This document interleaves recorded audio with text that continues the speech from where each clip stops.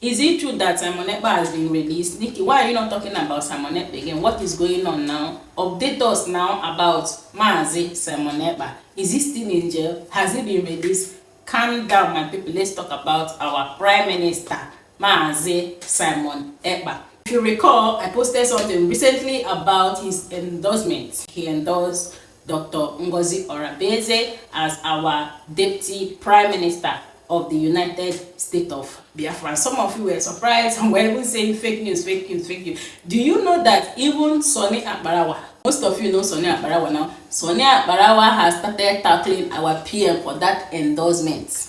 He has started saying that if Ekpa can do this, that means he's complicit. Like, he has started a kind of trying to call our PM Sabo because PM endorsed Dr. Ngozi Orebeze as the Deputy Prime Minister of the United States of Biafra. So now it is true that Mazi Simon Ekpa is not yet out. It's not officially out yet, okay? I can't come here to lie to you and say yes, it's out. I don't know where you get that information from. And I've advised most of you to mind what you consume, mind what you listen to. You understand? Social media is so wide. You understand? Sometimes they might publish anything. I'm giving you this update. He is not yet out. Asking about his appeal. Yes, Simon Ekpa's appeal against his 6-year sentence has been filed and accepted by the East Finland Court of Appeal, with hearings scheduled for April to May 2026. The Paija Tame District Court verdict from September 1st, 2025 is not yet final, as Finnish allow 30 days to appeal. Ekpa met that October 1st deadline through his legal team and Biafra supporters. The appeal process was confirmed in early November 2025 by the district court secretary, who referred the case to the appellate court. Now, there is this video of our able Prime Minister, Mazi Simon Ekpa, you know, during this training, international humanitarian law training, which I attended once. During that training, the coach said something. He told us that we should always have video evidence. Like, whatever we want to present to the court of law, we should have visual, like video evidence to back our claim. You get it now? Like, this video you are about to listen to now is an interview Of Simon Ekpa made by one foreign person. I don't really know the person because the face did not show. before Nigeria government colluded with Finland and got him arrested, and he has been there. This November is making it 1 year that our Prime Minister has been away from us. So now I want you to pay very close attention and listen to Mazi Simon Ekpa, how he break like everything. He detailed everything, even in this current situation in Nigeria. He detailed it. Like, for those of you newcomers that don't really know much about what is going on, you just joined, you just started hearing about Biafra, you are confused, you don't even know the group to listen to. I heard somebody the other day was like, you people say, where do you belong? This one group done too much. I want you to pay very close attention. You know, from the beginning of the whole issue, I advise those genuine ones, please, be very, very, very careful. Do not allow your brain to be used with their propaganda and all of that. Those of you that listen to me, are you regretting it? You know, I can't lead any of you astray. If I don't know this thing, I will not talk about it. If I know it, I will say it the way I understand it. Just like I've just cleared it that our PM is not yet out, officially not out yet. But if you have any evidence of such, please, you can drop in the comment section and we'll go through it, right? Now, let's listen to our Prime Minister. Do remember to share this video and make sure you listen to the end. Like, how he detailed everything. How you don't need to be told. Just after listening to him right now, you still call him terrorist. Pay attention. Those of you that still call me anybody talking about Biafra, you have word to use on that person. I pity some of you because some of you don't really know what is coming. Imagine the situation of Nigeria and you are there seated insulting the people that is fighting for your freedom, that is fighting for justice, that is fighting for you to live. People that want a better life for you, you are seated there insulting them, calling them name. Woe to you. Please, my people, let's listen to our able Prime Minister. Thanks so much for your time. Thank you. So much is riding on this election, especially for young people in Nigeria. They're desperate for change, is my view. Why are you so determined to undermine democracy? I think undermining democracy is not the right word. Rather, promoting democracy. You give the people a choice. And the choice of the Biafra people is a referendum. It is also a democratic process. So that is not undermining a democracy. More accepted democratic process is when you give the people choice to decide their fate. But they have a choice. This is an election which will be following democratic... In Nigeria, Biafra people do not have a choice. And that is a historical problem created by the Britain.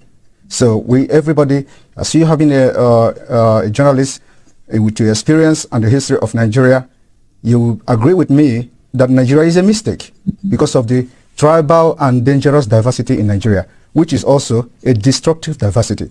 So when you give the people the choice to choose how they want to live, that is a true democracy. A democracy is not when you bring in the military and invade communities, burn the communities because people are protesting. You kill them. Is that democracy? Do you do that in the United Kingdom? The answer is no. But what about your role in all this? Your tweets. My role. Wait a minute. Your role in all this. Your tweets and your social media. Why the need for violence? It is. Yeah. At least 1,500 people died in the last 3 presidential election campaigns. Was it my fault then? And there have been deaths so far in this one too. That's what we want to correct by making sure we do not continue to validate an evil entity that subject their citizens to death. So the only solution to this is to disintegrate this evil entity and allow people to make their choice so that they can develop and practice politics in the best way possible, just like the Europeans here. So are you justifying the violence that comes from the kind of stuff that you... It is not, the violence is not about what I do. It is the provocation of the policy of Nigeria. Okay? So it is a long time bomb coming. So what you see happening now, Nigeria have a history of violence from the beginning of Nigeria. After independence, every election in Nigeria has witnessed violence. So it is not about me. I am here as a good guy to put an end, to have a lasting solution to the violence that have caused the life of thousands of Nigerians. But do you not accept that some of the things that you say has engendered this kind of... From your own perspective, you can translate it and interpret it however you want. But from my own perspective, I think I am the good guy trying to teach the people that they have a right. So there's no blood on your hands? There is no blood on my hand. There are more blood on those supporting the election, supporting this particular coming election. They have more blood in their hand. In Imo State, you have a governor that have invaded his own state, killed people, and why are you people not talking about that? Those are the people that have blood in their hand. All the people that have been elected in Nigeria since 1960 all have had bloods in their hand, and nobody is asking the question. I am just the good guy who say enough is enough. Somebody have to say something, and somebody have to do something, and we're doing it. But couldn't you make more progress if you were in the tent, as it were, not rather than out of the tent? You can't. In another country. Sorry. You're in Finland. Yes. So wouldn't it be better if you went back home and did the political thing there? You should. No. You see, I learn from what happened to others. I don't want to put my life in danger because the country, as far as I'm concerned, does not exist. Any country that does not respect the rule of law does not exist. You scared you might be killed? Not everybody. You know that. You can say that as well. Yes. But there's a bounty on your head. Yes, there's a bounty on my head because Nigeria, because of the Islamic agenda in Nigeria, whoever that rises up to say something that will, make the life of the people to be better, they want to kill the person. They assassinate people every day. And today you see that there is a video that has been released by a man called Ikenga Imo, when an assassin invaded his house and they wanted to kill him. They are police officers. But if there is no CCTV, they will say unknown gunmen. These are the people that are causing all this crisis in Biafra land. But without that video, everybody has concluded that they are unknown gunmen. Today we have known them. What are the government doing about it? What are the international community doing about it? Every evidences that have surfaced anywhere about CCTV camera, it has always been security agent from the Nigeria state. Nobody is talking about that. That is what we are fighting against. We are defending ourselves and we have armed ourselves to fight Nigeria till the last day. We have done it before. The only difference now is that today we have social media. If social media was there in the 1960s, somebody will do what I'm doing today. In those days, you have a man called Okokondem. Okokondem was broadcasting for Radio Biafra and was propagating Biafra stuff, but because there were no social media, so he would have done even what I'm doing today, I believe so. So this is what will make a difference. And my activities on social media is educating the people, telling them they are right, that you have a right to say no, and you have the right to say yes. Who's funding you and your organization? Biafra people are funding my organization. Not the Tinubu party? I have nothing to do with Tinubu. And you know, it's very funny. A lot of people said Tinubu paid me 25 million. How is that possible? How is it possible? You're denying he did. I don't know who is Tinubu. I have never communicated with anybody close to him. Just like the way they forged the letter. The reason why this letter issue, Nigeria is a criminal country. They breed criminals. And that is what we are fighting against. You know, the reason why the letter on gets sorted out easily and fast was because it was against Finland. And Finland have to officially react to the letter. And the letter went viral. There are so many lies against me out there on social media. Nobody could come and say it is not true. Okay? So and those lies, when they continue to say it and maintain it, it becomes truth when nobody debunk it. You talk about criminals. Do you think the candidates for the presidency are criminals? They are all criminals. Yes. All of them. Even Peter Obi? Peter Obi is a criminal. But he's a southerner, isn't he? He doesn't. I am not a tribal. Listen, I'm not a tribalist. I'm not a tribalist, and that is what makes us different. We want. If I'm criticizing you, I criticize you with fact and figures. I'm going to tell you how all of them are. Do I explain? One, starting from Atiku. Atiku was indicted in the United States for money laundering. He's a criminal. How do you think if Nigeria is a United States, Atiku will come back and start contesting with the criminal record he has to have for money laundering?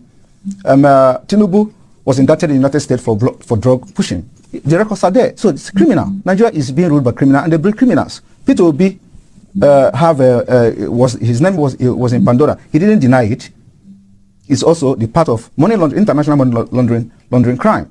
He has $15 million in offshore accounts. But surely Obi, being a southerner, is on the side of your people. That is the problem. Why must you have somebody that have to be in the side of my people? That is the dangerous diversity that have brought us this far, because it will never work. Everything about Nigeria is what favors my people. We want a Biafra where everything favors everybody. But when you have Nigeria, it is either Fulani. Now we don't even have Hausa anymore because Fulani have overshadowed them. So it is either you are fighting for Northerner as a Fulani Muslim, or you are fighting for Yorubas, or you are fighting for Igbo people. So how can you continue in that kind of system? This is why we must make sure that we don't validate Nigeria again. Right. What's your relationship with Mr. Kanu at the moment? Kanu is the leader of indigenous people of Biafra, and I regard him as my leader. Do you talk? Do you have contact with him? Well, we communicate somehow, but that's a confidential issue. Because you see, he's disavowed violence. He thinks he's made statements to say that everybody condemn violence. I condemn violence. Okay. I've always condemned violence on social media. Maybe you don't follow that. But where is the violence coming? Who are those committing the violence? They're the Nigeria state. And their intention is to use violence to blackmail what we're doing. And of course, you do not expect people who are Nigerians who are angry, who have lost hope. And the next thing you see from them is when you are hopeless, you become violent. So what is happening now is not caused by anybody. It is caused by the system itself. And until we begin to understand that the violence happening in Nigeria is being generated by the Nigeria system itself, we will never be telling ourselves the truth. Are you going to rein in your rhetoric a little bit now? Because How? We're in the election period. People hang on to your words, and it can cause some violence, can't it? Well, I don't care. We are already at war. In Biafra side of Nigeria, there is a war going on there, and I don't know why medias are not covering it. Do you see a democratic place where the plane will be throwing bombs to the people? It's war. The villages are getting burnt, houses are getting burnt. Even in Ukraine, where you're going to now, the number of people dying in Biafra land outnumber the people dying in Ukraine. So how do you balance that? And who are doing this? The Nigeria themselves, the Nigeria state. When the military comes to the village, instead of protecting the people, they get angry because they obey our orders and then they start burning their villages. So we don't want to continue like that. We want to have The only solution to this is the disintegration of Nigeria. And if Nigeria do not disintegrate now, the disintegration later on will be very, very, very chaotic. To be very hard before international community, if they continue to let us manage this and force people into election in Biafra land, when this time bomb is going to explode, it will affect everyone. One last question. Yeah. Who's going to win the election? Election is not happening in Biafra land. Because you don't want people to vote. Not me. Biafra have decided. I am telling you the fact. There is nothing that will make Biafran's people to go out and vote. This is a life and death matter. We have come a long way. For over 50 years, Nigeria have done all manner of genocide, committed genocide against our people, kill us every day, and you expect us to allow them to continue to kill us, to elect governors that will bring military and militarize our territory? We can't do that again. That's 11 million votes, isn't it? Nobody will vote in Biafra land. I am telling you the fact. It will shock the world. We've made up our mind and we know what we have on ground. Nobody will vote in Biafra land. Even if that undermines the rest of the... It is not undermining. No. This particular civil disobedience is also a democratic process. And I want you to see it in that perspective. When people say, I don't want, it is their choice. And if you think that there are people who want to vote, that are bigger in number, conduct a referendum. As simple as that. For now, we control 90% of Biafra people. 90%.